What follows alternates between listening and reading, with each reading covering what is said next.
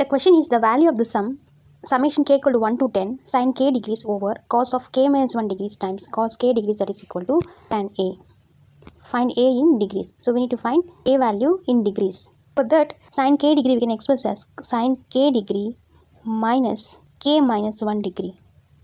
Here, let's understand the important trick. If you look at the denominator, we have both cos k minus 1 and cos k. That means, to make this expression cancel neatly, we must connect these two consecutive angles over cos k minus 1 degree, cos k degree.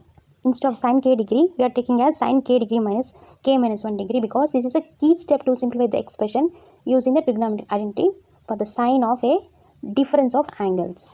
Now observe here, this sin k degree minus k minus 1 degree, it is in the form of sin A minus B.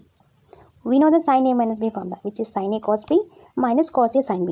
So let's write this as sin A, that is sin k degree cos k minus 1 minus cos k sin k minus 1 over cos k minus 1 times cos k degree. The denominator, it applies for the numerator two terms. That's why split it into two terms. First term we have sin k degrees times cos k minus 1 degree over denominator what we have cos k minus 1 times cos k minus the second term what we have cos k degrees sin k minus 1 degree, and denominator is same, which is cos k minus 1 degree cos k degree.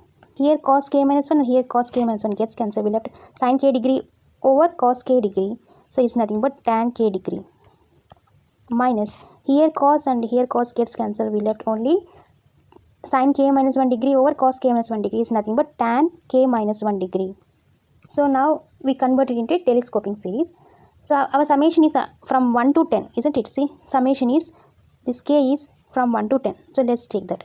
This is from 1 to 10. First substitute k as 1. That is tan 1 degree minus, we are substituting k as 1. So k minus 1 is nothing but tan 0 degree.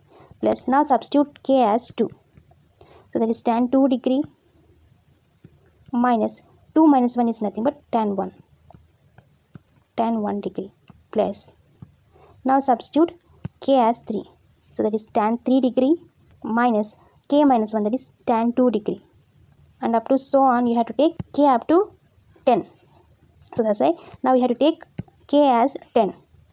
That means the last term is k 10 degrees, that means tan 10 degrees minus tan k minus 1, that is 10 minus 1, which is tan 9 degrees.